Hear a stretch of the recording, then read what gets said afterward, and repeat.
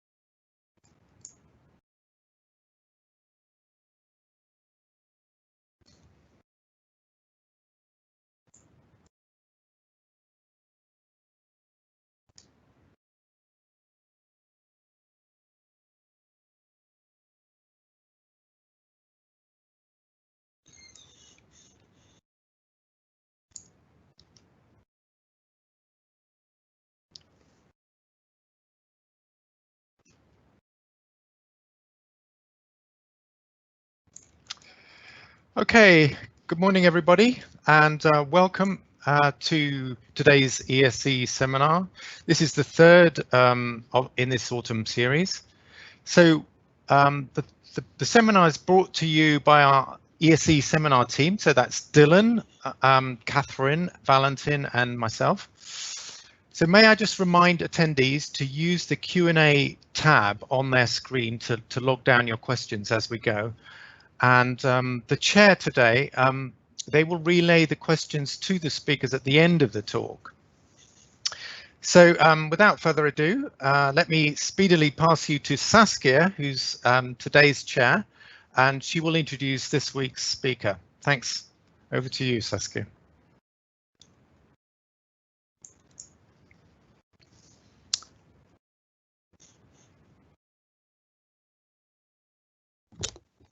Hi everyone, it's a real pleasure to welcome Paula Koelemeijer today at our seminar. She's a global seismologist. She uses earthquake waves to study all kinds of processes in the earth, and particularly she's been working a lot with so-called normal modes, which I'm sure she'll explain to you exactly what those are. She started working with normal modes during her master's in Utrecht, in the Netherlands, and continued working with them during her PhD in Cambridge. And in both projects, she studied really the deep parts of the Earth where there are big structures that some people have called anti-continents. And I'm sure she'll tell you all the fascinating things that we know and do not know about this. And after she finished her PhD, she moved to Zurich for a year and did a postdoc there. Then she got a junior research fellowship to work in Oxford, and she spent about 3 years there. And then she won a Royal Society University Research Fellowship to work at UCL at first, and she's taken that now to Royal Holloway, where she'll continue as a lecturer after that. Paula doesn't only work on the deep earth, that's what she'll be talking with us today, but she's done lots of other fascinating things with earthquake waves. She has a recent paper on the reduction of noise during COVID times that one of the postdocs in our department, Steve Higgs, is actually the second author on. And she's also worked on seismic waves from elephants, so another really cool project. And she loves doing outreach. If you look on our website, you'll see a lot of cool things she's done, podcasts, for example, lots of 3D models. There's one on her slide that you might already be seeing. So have a look at that, and I'm looking forward to Paula's talk. Thank you, Saskia, and thank you for the invitation. Just checking that people can see my slide. I think it should be showing up at the moment. I can't see anyone else at the moment, so it would be good if someone can just say yes, they can see the slide full screen. Yes, it's good. Okay, thanks. So I want to talk today about imaging light structures in the deepest mantle and show how perhaps we can see some of the details in these structures, showing that instead of massive dense structures, these are actually the density anomalies are constrained to in depth and spatially. And this is work done that started a few years ago with Arwen Doos and Jeroen Ritsema, and more recently I've been working with a team in Berkeley, Alex Robson, Harriet Lau, and Barbara Romanovich as well. But before I start talking about this in detail, I want to briefly introduce some of the concepts that I'll be talking about. And to set the scene, first of all, I'm talking about the Earth's lowermost mantle. And so hopefully you can see my mouse. I'll make it a, hopefully you can see the mouse now. I'll be talking about the Earth's lowermost mantle. And here you see how the seismic velocities in the Earth change with depth. And if you look at the bottom of the mantle here, you see a huge change in seismic velocities. The P wave velocity halves, the S wave velocity drops to 0, and the density increase is massive going into the outer core. And this area marks the largest change in physical properties that we have inside the Earth. And as a consequence, we see a lot of complexity in the Earth's lower mantle, which mimics the complexity that we see in the crust and the upper mantle of the Earth. So we see, here's an overview of some of the structures that are seen in seismology.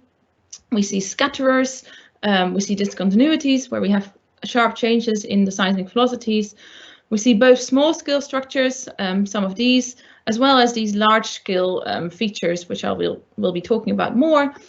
And in general, we see very strong lateral variations in velocity as well as in anisotropy. Now, on the larger scales, we see two structures imaged in seismic tomography. And so here in these panels, you see S wave velocity and P wave velocity variations at the bottom of the mantle at 2,850 kilometers depth. And these colors show us where the velocities are lower or faster than the reference model. And the most pronounced structures are these two red blobs underneath the Pacific and underneath Africa, which have lower than average velocities. And these two structures cover about 25% of the core's surface.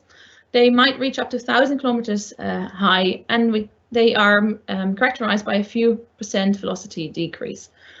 This is just one tomographic model, but actually they're seen consistently amongst different tomographic models. So here I now do not show a specific tomographic model, but I show a so-called vote map, which is based on either 12 S-wave velocity models at the top or 8 P-wave velocity models. And the number of votes indicates how many models agree that there's a low velocity structure present at specific geographic locations. And so you can see that very consistently, the models agree that there are these two locations of low velocity structures. So there's a high vote number for this Pacific and African LLVP. And we have also large areas that have 0 vote number. So all the models agree that there is no low velocity structures present there. So these two LLVPs, large low velocity provinces, are imaged very consistently in velocity models. But based on velocity, it's very hard to determine what causes these low velocities. And there's a few different scenarios what people think these LLVPs might be in a dynamic sense. So here there are some cartoons from a recent review paper by Ed Gennaro and others showing a few of these possibilities. On the top left, you see so-called plume clusters. So here the hypothesis is that these low seismic velocities we see in the lowermost mantle are due to higher temperatures, and what we're imaging is a plume cluster that is smeared together by the limited resolution that we have in tomography. Then on the bottom, you see two scenarios where they actually represent chemical piles. So the lower seismic velocities represent a different chemical composition. We have sharp sides to these structures, and plumes would be coming off from their sides. And on the top right, you have more of a balance between thermal and chemical anomalies. We have a so-called superplume, which might be periodically rising, a bit like a lava lamp, where these structures, when they're hot at the bottom, when they heat up at the bottom, they might lift a little bit, and when they cool down, they sink again. And so there's different possibilities for what causes the low seismic velocities that we see, but we do not know yet which scenario we have in the Earth's mantle. And then we also don't know whether, if they are chemical structures, what material are they made out of? Are they primordial? So is it material that has been present since the Earth's formation and has just been shaped together over time into these two piles on either side of the equator by flow in the mantle? Or is it more of a scenario which you see at the bottom, where in in the early Earth, we did not have any of these structures, but slowly they have grown over time from subducted material. And what is their influence on mantle dynamics? Do these two structures anchor mantle flow, or are they passively swept along the core-mantle boundary due to the mantle flow? Those are some of the questions that we do not know about these structures. But why should we care about these? Because these structures are about 3,000 kilometers down into the Earth and do not really influence our everyday life. But these structures are still important to study because they are so large that they influence the cooling efficiency of the mantle. So if they would be chemically distinct, they would be blanketing the core and insulated from cooling. And this would alter the thermal history of the Earth. Also, because of their size, they actually impose a heterogeneous heat flow onto the core. And there are some hypotheses that this could, if this heat flow condition changes over time, this could induce magnetic field reversals. So that when we have a more homogeneous heat flow condition, we have a superquon, and when we have these two structures that are and we have a heterogeneous heat flow condition, we might have a high magnetic field reversal rate. And then we believe that there's a lot of geochemical evidence that suggests that there are chemical reservoirs in the Earth's mantle, and these two structures are most likely the location for these geochemical reservoirs. And because of their size, they might anchor mantle flow and can just inform us on past upwelling and subductions, and also aid in plate reconstructions as well. So there's loads of questions about these large-scale structures, and to answer these, it's not enough to just have information on the seismic velocity structure. We also need to know their density structure, which is intrinsically linked to the core-mantle boundary topography because of isostasy. So I will be talking about density and CMB topography today. And first of all, density is important because it provides the driving forces for mantle flow. So we have flow in the mantle because of density variations. And in a way, if we can then image the density field, we get a snapshot in time of present day dynamics. But also density is important to discriminate the origin between thermal and chemical velocity anomalies. So here is a little diagram based on mineral physics, where you see the ratio between S and P wave velocities and S and density anomalies. And for purely thermal variations, we would expect this correlation to be positive. So we would be on this side of the diagram, and thermal effects are expected to have a positive correlation between density and velocity. But if we have a negative correlation between density and velocity, then we cannot explain this with temperature variations, and we need to invoke a chemical origin. So if we have information on both density and S-wave velocity, we can discriminate the origin of our velocity anomalies. Now, the data for constraining density, most density models have been developed for using normal mode data, and these are standing waves of the Earth that happen after large magnitude earthquakes, and they are the periods are such that also the gravity field of the Earth is disturbed, and that means we can get information on the density variations. So these are standing waves, which we study in the frequency domain, and we can see these as these resonance peaks in the frequency domain. So we're looking at small frequency variations, and effectively these are the resonance frequencies of the Earth. Now, even though normal modes are very useful for looking at density, there are two problems with using normal mode data. And one is that modes are still dominantly sensitive to VS or VP structure or inner core structure. And so the density signal is still relatively small. And generally we use an approximation in modeling normal modes, and the error due to using this approximation may be larger than the signal that we're trying to look at. Despite these two factors, normal mode models have still been developed, and I'll show you some of these. Then more recently, there's been work on tidal tomography, where GPS measurements are used to model the Earth's tidal response, and this is primarily a degree 2 signal. And I will also show you the models that have come from this. And then besides this, there are you can use the geoid or gravity observations to look at density, but this generally means you need to know something about the viscosity structure of the mantle as well. And so even though this is very important for also constraining density, I won't be talking about this today. So here you see some existing models of lower mantle density, which are based on normal modes or the tidal tomography. And this is the density field in the lowermost mantle. So blue colors mean a higher density and red colors mean a lower density than the reference model. And what you can see is that most models see dense anomalies at the locations of the LLVPs. So here you see these two blue anomalies. Here, this is a blue anomaly here and here as well. But the details differ significantly where this dense material is present and what the relationship with the velocity structure is, because this does not necessarily mimic what we've seen for the velocity structure. And then if you look at these two models on the right-hand side, they look quite different. And so these are two studies that have come out in 2017. One that we did based on Stoley mode data. So these are a specific type of normal modes that are sensitive primarily to the core-mantle boundary. And the other model based on tidal data. And there is an inconsistency between these two models, which I will be talking about more later on. Now, besides density, CMB topography is also very important to constrain, because the CMB topography reflects dynamic processes within the Earth, similar as the dynamic topography on the Earth's surface.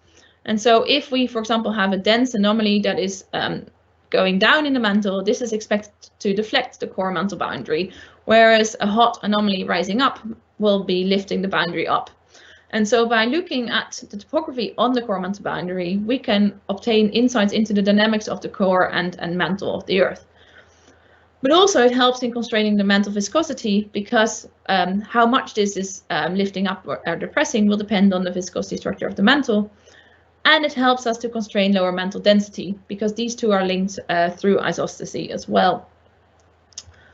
Now, data that are commonly used to study the CMB topography are traditionally body waves, so different body wave phases that reflect and refract or diffract at the core mantle boundary.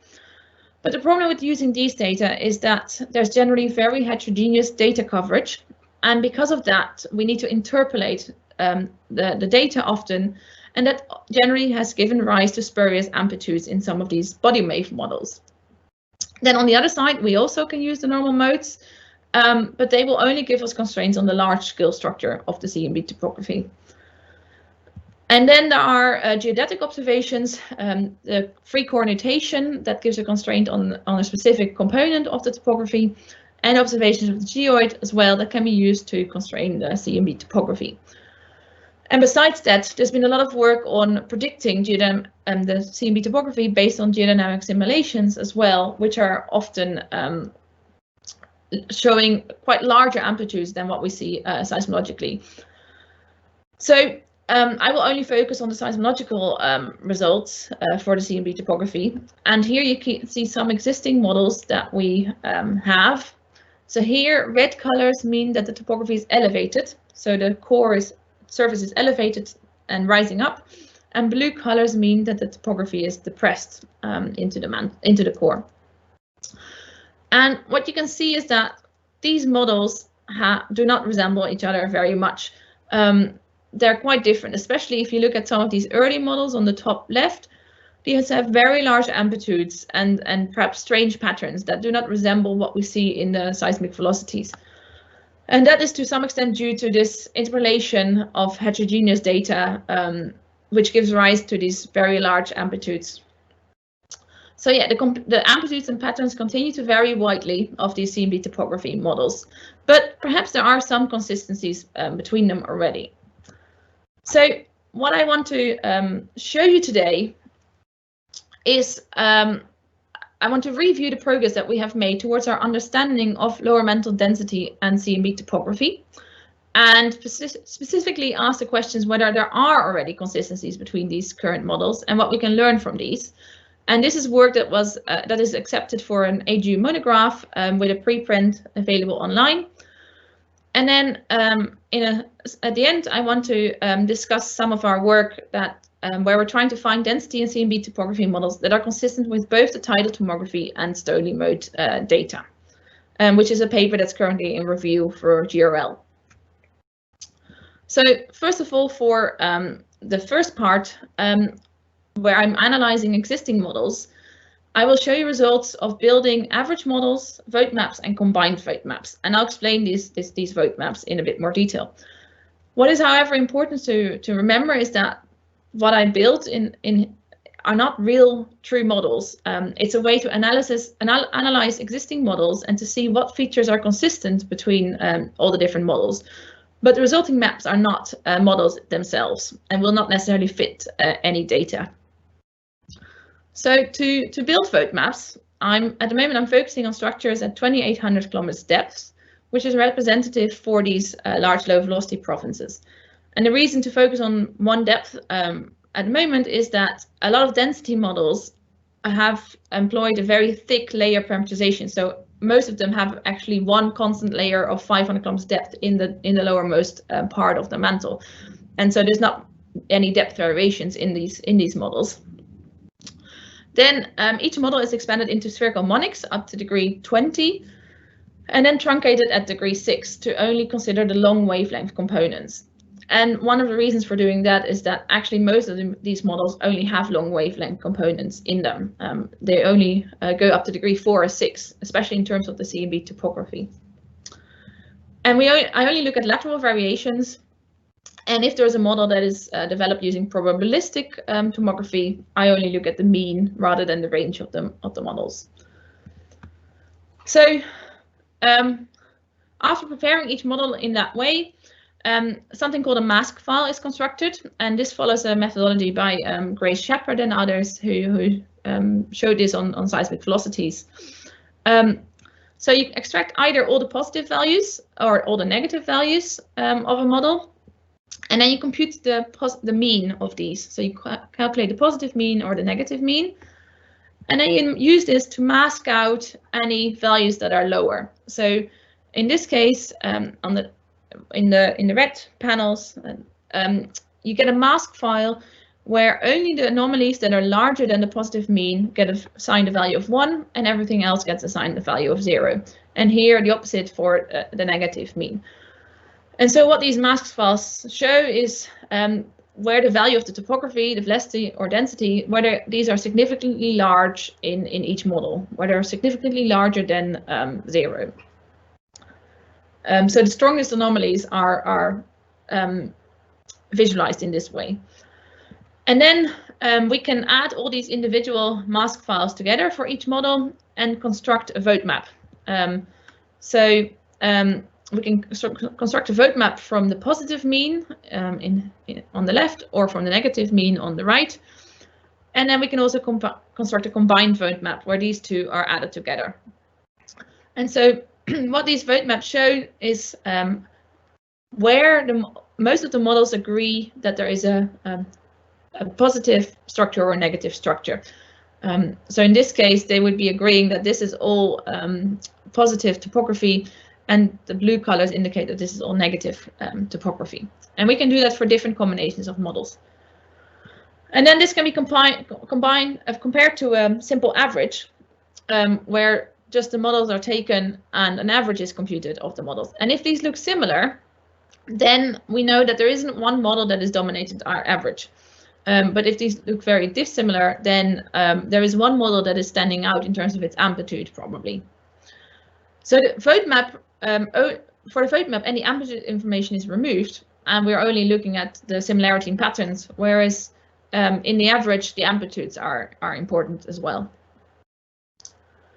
So then, first of all, for density, I'm looking at 6 different models, and which are mainly constructed using normal modes, and then one model constructed using tidal tomography. And I calculate these vote maps and average models. And this is what you get as a result. So on the left, you see a positive vote map, which in this case for density is indicating the areas where we have high density. So these patches of red indicate that 5 out of the 6 models agree that there is a dense structure present here. And here as well in the combined vote map, these blue colors indicate that most models agree there is a dense structure in these locations. And so what we can see is that the average model on the right and this combined vote map show very similar features. So they agree. And they consistently see these 2 small regions of higher density, roughly centered beneath Angola, which is in the core of the LSVP, and roughly centered beneath the North Pacific, which is more on the edge of the LSVP as imaged in seismic tomography. But what we also see is that the vote count is high only in a few places. So there's a lot of bluish colors, which is a low vote count, which means that the models do not agree that well with each other for the rest. They only agree on this location of high density in these 2 patches. Now we can compare that image of this vote map with a different recent model that came out this year of a density model in the lowermost mantle, which you see on the right hand side here. And when you compare these, you see that this patch of high vote count, so where a lot of tomographic models agree that there's a high density, agrees very nicely with where this new model sees a high density in the LLVP in Africa. For the Pacific, this is a little bit offset, but still there is a small dense patch imaged in the vote map and present in their model as well, which is a model derived using joint seismodynamic tomography. And so rather than the entire LLVPs being dense, perhaps we should be looking more at models where a small area of the LLVP is dense. And so we have spatially confined dense areas in these low velocity structures rather than large dense anomalies. Now, I want to briefly show something about resolving these 2 models that have been developed in 2017. So in our work in 2017, we found actually 2 model classes that would fit our normal mode data. You can see these on the left-hand side and on the right-hand side. On the one I've just used for this vote map is the one on the left-hand side, where we have these dense LLVPs. So you have blue colors in the degree 2 structure, whereas this other model class had light LLVPs. And both of these model classes fitted our normal mode data. But in order to fit the normal mode data, we had to invoke a CMB topography that had very large amplitudes in the case of dense LLVPs. So this model on the left. And also higher degree structure, so degree 4 and 6 structure was required to balance out this high density in degree 2. So I've had a look whether whether it makes a large difference whether we use this model class or this model class, so the 2 different model classes in our vote map procedure. And here you see the result. So at the top, we're using the light LLVP model class from our earlier work, and in the bottom we use this dense LLVP model class. And this is just for degree 2 structure. So what you can see is then, if we use this dense model class, we indeed fit this, we get a high vote count, we get 6 out of the 6 models agreeing that there is a dense anomaly underneath Angola and underneath the the middle center of the Pacific. Whereas when we use this light model class, we cannot get this agreement. And so considering this other model class is one way to resolve this difference between this Stony mode study in 2017 and the tidal data.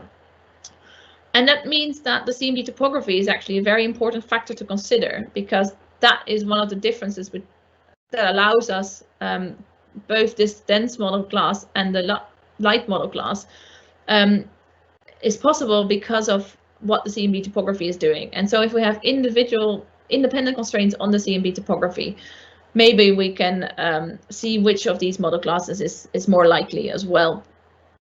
But it is one way to resolve this discrepancy between the Stony mode and the tidal data.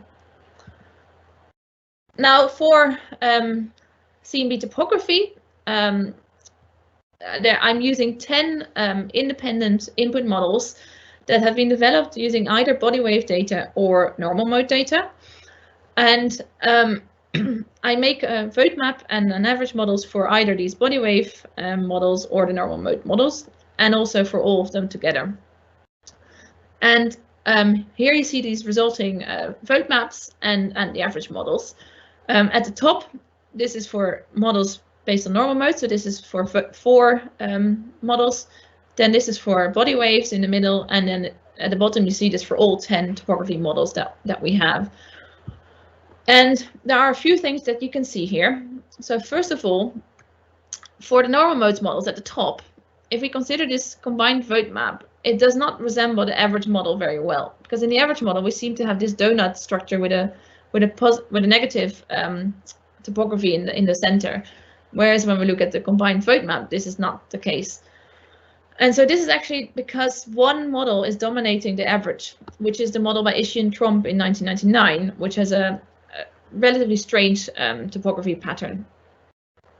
So this is dominating the average, and therefore I don't think that in this case we can draw any conclusions from the average model. What we also see is that there's a discrepancy between the top row and the middle row. So models based on normal modes in the top and based on body wave data in the middle row. And you can see that the pattern of the elevated topography is not is dissimilar. So here we have the Central Pacific being elevated, whereas here it seems to be this anomaly in the South Pacific. Here we have a depressed topography roughly under Angola, and here this is all elevated. And we seem to have an elevated topography under Iceland in the body wave models as well. So there's this discrepancy still between normal mode and body wave models of CMB topography. And also the vote count in these body wave models is not very high. So we mainly have weak blue or red colors. We don't have the strong red and blue colors in this body wave model. So body wave models don't even agree with each other very well either. But if you look overall, you do see that a lot of models have positive topography, so red colors, in the Pacific and roughly under Africa. So there's a lot of positive colors in the Pacific and under Africa here. And so the topography models do show elevated topography at the locations of the LLVPs. Now, how could we interpret this, and can we learn anything from this CMB topography already? There was a recent study where the Shamsadal suggested that by looking at the correlation between S-wave velocity and CMB topography, we could discriminate between different dynamic scenarios. So here on the left, you have this plume cluster again. Then in the middle, you have this weak thermochemical pile, so where there's a balance between thermal and chemical anomalies that give rise to almost nearly neutral density anomaly. And on the right-hand side, you have a heavy pile, which is very strongly dense. And so he suggested, based on dynamic simulations, that in the left-hand side, you expect a low S-wave velocity and an elevated CMB topography. And that he calls a negative correlation between the two. Whereas on the right-hand side, you expect a low S-wave velocity and a depressed CMB topography, which would result in a positive correlation between the two. And then in the middle, where you have these weakly thermochemical piles, you expect a low S-wave velocity, a slightly depressed CMB topography. But if you only look at the long wavelength components of this, it would actually show up as an elevated topography. And so the correlation would be near zero or weakly negative. And so this provides us with a way to, without knowing anything about the density actually, if we have S-wave velocity and CMB topography models, we can calculate these correlations and try and discriminate between these different scenarios. So I used all the different models that we have to calculate this correlation. And on the horizontal axis is the correlation between S-wave velocity and CMB topography. Then at the top half of this panel are individual dots for different seismological models that have constrained both S-wave velocity and CMB topography, as well as the combined vote map and the mean models that I developed. And in the bottom, we have the ranges of predictions for geodynamic models, and that's based on the work by Frederick Deschamps, where they took different parameters in the dynamic simulations to get ranges of what this correlation might be like for either thermal models in red, strongly thermochemical models in these dark blue colors, or weakly thermochemical models in this light blue color. And so you could summarize this plot by roughly this. The seismological observations fall on this side. Thermal and weakly thermochemical models predictions fall here, and the strongly thermochemical models span this range. The reason that I'm discarding some of these models is because they do not show any consistency with the other topography models, and I can show that if anyone is interested. So what we see then is that the correlation between S wave velocity and CMB topography in the tomographic models, so the observed models, is generally less than 0.4, so this range here. And when we compare that with these dynamic models in the bottom, that suggests that we could rule out these strongly thermochemical models because they have a strongly positive correlation.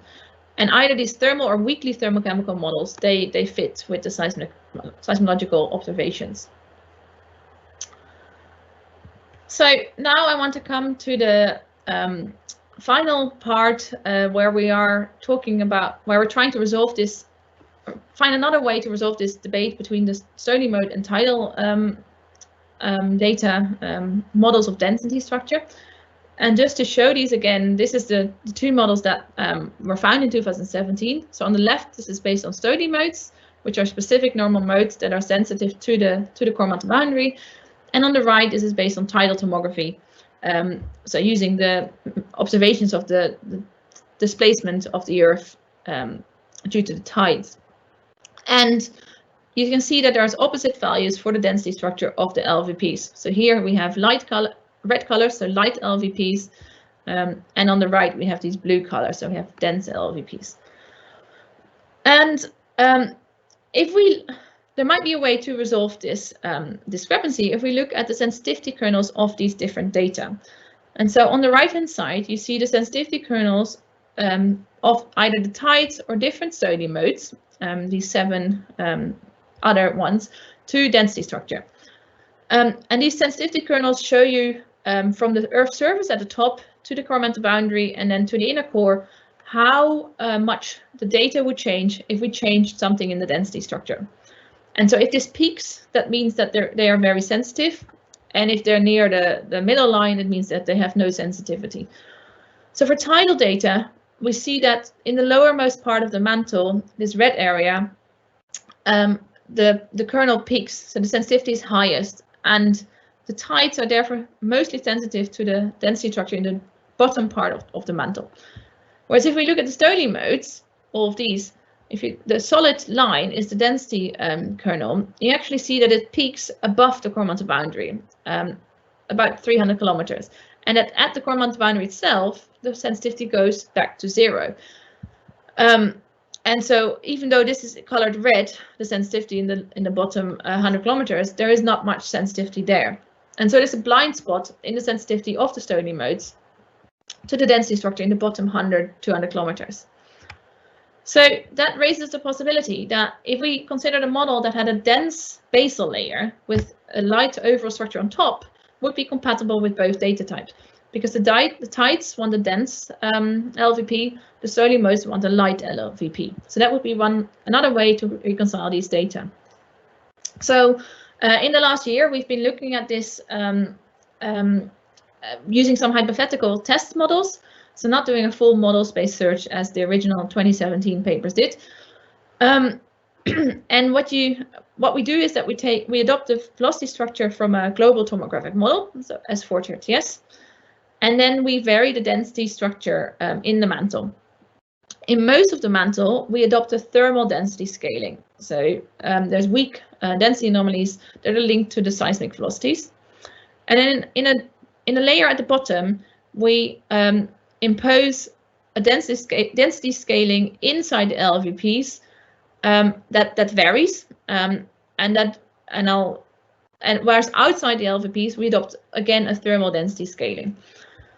And the density scaling inside the LVPs, we either make that a purely thermal scaling. So the bottom density, the density in the bottom layer would look something like this, where we just have weak anomalies for the Pacific and Africa, weak thermal anomalies. Or we scale this in a way that it resembles the best fitting model from the Lau et al. Study, the Tidal tomography study, and that means a very strong density anomaly in this bottom layer. And in this case, the layer is 600 kilometers thick, and we impose this density anomaly there. And so these are roughly resembling the two cases from our work and the Lau et al. Work in terms of the density models. And then we tried two other models with a basal layer. So in this case, the layer is only 100 kilometers thick or 200 kilometers thick, and we confine the density anomaly to this bottom layer. And because we want to preserve the total mass anomaly, it means that the density anomaly is actually stronger. So here in this 100 kilometer layer, the mass anomaly is much stronger than in the 200 kilometer thick layer, and both are stronger than in this 600 kilometer thick layer. And on top, we always have this thermal density anomaly. So we can see how these data fit with the stony modes and the tidal data. So first of all, for the stony mode observations, this is one example for specific stony mode 2S16, which is showing the frequency variations that are measured for this normal mode over the globe. And on the right-hand side, you see the predictions for these 4 different density models, the light one, the dense LVP, and then 2 models with the basal dense layer, without any CMB topography and with CMB topography. And so what we can see is that this light LVP model fits the observations best. But if we include CMB topography, then we can get a very similar fit, which you see on the right-hand side. Most of these then are very similar. But the CMB topography that we have to invoke in order to get this fit differs. So these are the different CMB topographies we need to invoke. And for this model that is a 600 kilometer thick, dense LVP, we need to invoke a CMB topography that is has very large amplitudes, so 10 kilometers or more, which is too large to fit with any seismologic observations. So whereas the dense basal layers models at the bottom, these CMB topographies are more reasonable. So we could rule out this dense LVP model based on its topography, but the dense basal layer models would be possible to fit the stony mode observations. Now we can also compare it with the tidal observations, and here on the left-hand side you see the raw residuals, so the observations of the tidal displacements in millimeters as a histogram, and then on the right-hand side you see this when we correct the residuals for the different density models. So the residual is reduced very much. Instead of 20 millimeters, we have 0.5 millimeters max. And this is done for these 4 different models with or without CMB topography. And you can see that these are very similar. The distributions of the residuals are fairly similar. But if you calculate the misfit, the lowest misfit is found for the dense LVP model. So the model that the data wanted originally as well. But these basal layer models, dense basal layer models, are also compatible. And you can see that including the CMB topography has actually very little effect. So the curves with dashed or solid curves are very similar. And this is just showing the fit to the model prediction of the data. So the points are the data points here, and then the underlying colors are the predictions. So rather than seeing, so in this case, you have to really calculate the misfit between these points and the underlying model. And in that case, this model does fit better, but these dense basal layers are also compatible. And so what we find is that in both cases, for the stony mode data and the tidal data, we could actually fit, we find models of these dense basal layers that are compatible with both data types. And so that would be one way to resolve this this discrepancy. Now, I know that this has been quite a lot of information, and especially for someone who's not familiar with the deep Earth. So I want to summarize what I've been finding briefly. So for density, average models and vote maps agree that there are these two areas of dense anomalies roughly centered below Angola and close to Hawaii. And if we consider both model classes from our earlier work, we can find models that are compatible with the Stoley modes and the tidal data at the same time. But by considering a dense basal layer, we can, below a larger scale thermal structure, is also an alternative that is compatible with both data types. And that means that the density anomalies are confined probably not just spatially, so confined to these core locations in the LVPs, but also in depth. And so we're seeing dense anomalies in much more detail rather than the entire LVP being a dense structure. For CMB topography, models mostly show elevated topography under the locations of LVPs, but the details still differ. And there is one quite robust constraint, is that all these topography models have a peak-to-peak amplitude for the grade 2 structure that is below 4.7 kilometers. So that's a very robust observations from seismology. But we have a discrepancy between models that are made using body waves or normal mode data, and that is something that needs to be resolved, because both data types should be seeing the same topography, albeit on different wavelengths. Now, the correlation between models of CMB topography, so on the left is a vote map of CMB topography and VS. Here you see a vote map of S-wave velocity. That correlation is mostly negative. So where we have low seismic velocities, we have elevated topography. And if we compare that with geodynamic models, that suggests that we can rule out strongly thermochemical models. But thermal or weakly thermochemical models are able to have both an elevated topography and a low S-wave velocity. And if we look at what we see for the core topography based on normal mode models and the density, which is also mostly based on density models, we can see that the locations where we have these dense anomalies on the right-hand side, roughly beneath Angola and Hawaii, is actually where we have less elevation in the topography. So still positive, but less positive elevation. And so it seems that there are these denser areas in the LVPs that are surrounded by perhaps a ring of elevated topography.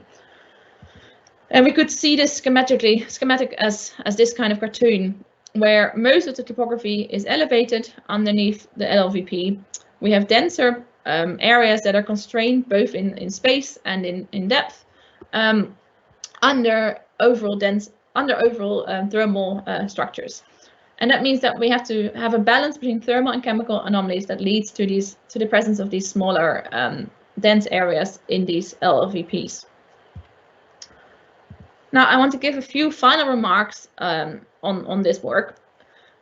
What I'm showing you is not a final model at all. There's a lot more work to be done, and it's more showing the possible structures that would be compatible with current models.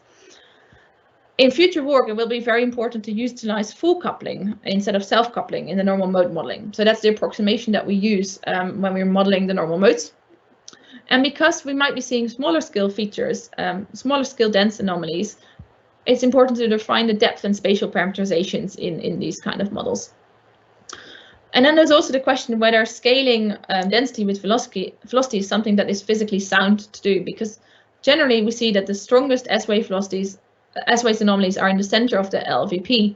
And that would mean that we would then have the strongest density anomalies in the center of the LVP. And perhaps we don't expect that. Perhaps we expect them more on the side of the LVPs. And then I've shown you that CMB topography is very important to consider, but also anisotropy and structure in the outer core can be important to include as well. And ideally, rather than developing one model, we should do this in a Bayesian framework, where we're not only including seismological data, but we're also including geodetic data, so geoid and gravity observations, and insights from geodynamics to develop a density model that's compatible with all these different data types. So for what I've been showing you, you can read more in this review chapter for an AGU monograph, and hopefully soon at some point in this paper, which is currently in review for GRL.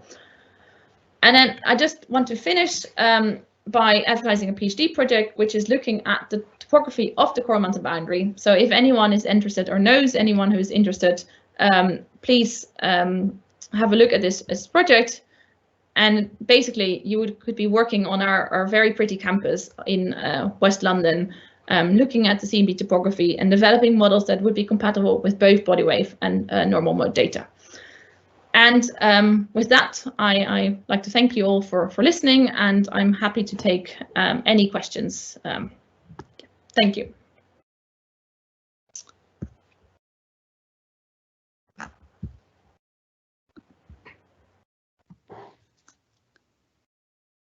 Thank you, Paula. I don't know if anyone can hear me. Yes, I can. Okay, perfect. All right. Thank you very much for a really interesting talk and talking us through how this field has evolved over the years. This has been the subject of lots of intense debate in the community, whether these piles are dense or not and how much of this is dense. So it's really nice to see. There are a couple of questions in the chat, so I'll pass those on. So the first question is by Jenny Collier, which is a more general question that I'm sure many people will find interesting, is what key earthquake parameters generate good normal modes? Is it just size, or do other things like depth and location also matter? For normal mode observations, typically we use earthquakes that are magnitude 7.4 or larger. So you don't want very strong earthquakes. To look at the deeper Earth, ideally these are deep earthquakes, so 300, 400, 500 kilometers depth, because then you will excite the normal modes that are sensitive to the deeper Earth. And also we like using these deeper earthquakes because there's probably less damage on the Earth's surface from these large earthquakes. So ideally deep and large. In terms of their location, it's best to have a distribution of earthquakes over the surface. Traditionally, most of them were in the Pacific Rim. Now we have some more earthquakes that are used in the databases that have been also in continents. But we generally use all earthquakes together. So to obtain a measurement of the frequency variations of a particular normal mode, which we call the splitting function map, we've been using as many earthquakes as we can, so about 90 earthquakes, and try and have a distribution of their location that we then use together in one inverse process. Thank you. So Jenny has another question, but I'll first ask you one of Fred's questions and then move back to Jenny's question. So Fred asks, is there a clear methodological reason for why the Ishii and Tromp model differs so much from the other normal mode models?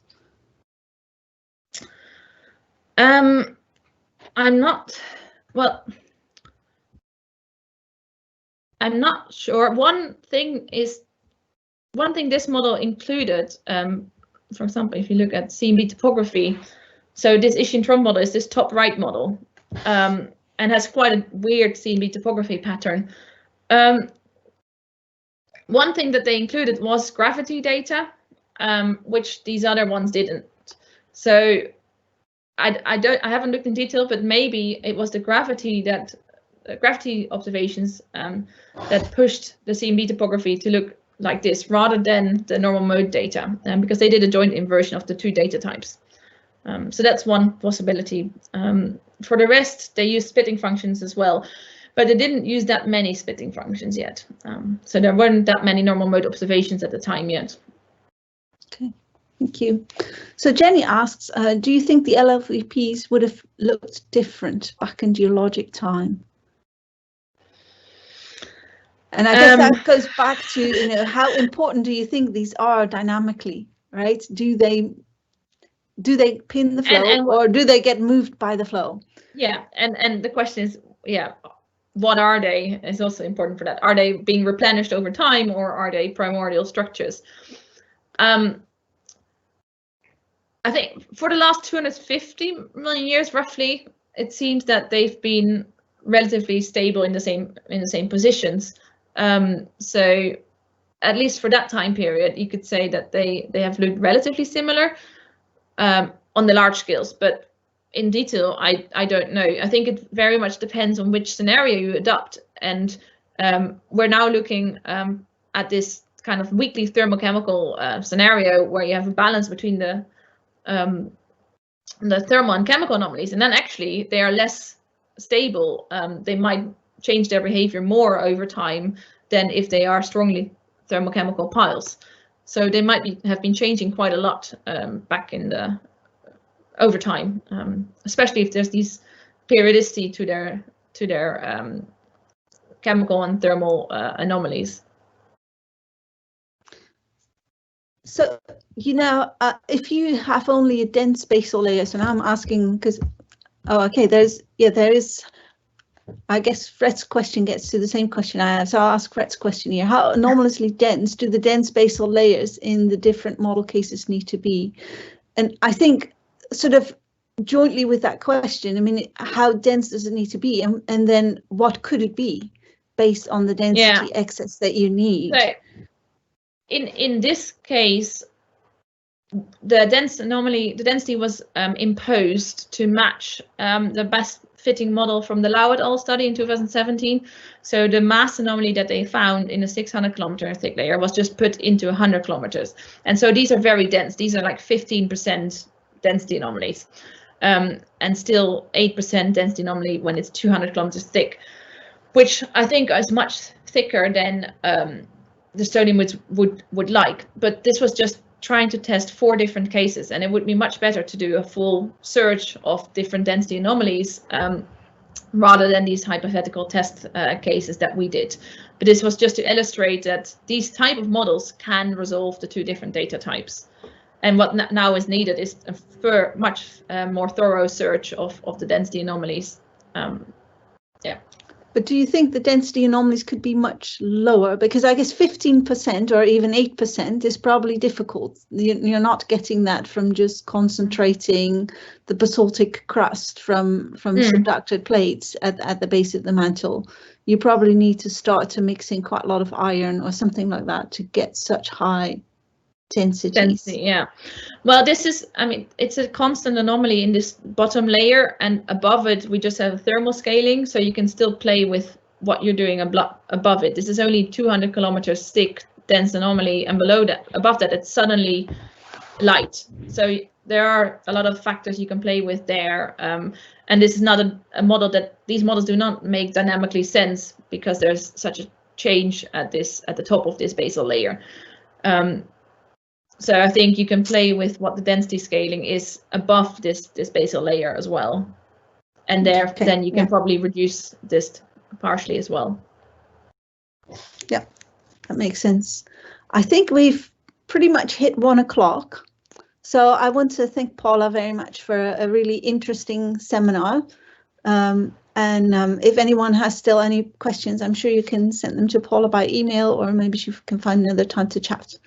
So thanks very much, everyone. JP asked me to announce next week's seminar, which will be by Professor Tina Bruce from Southampton University on image-based modeling in biology. So thank you very much. Thank you.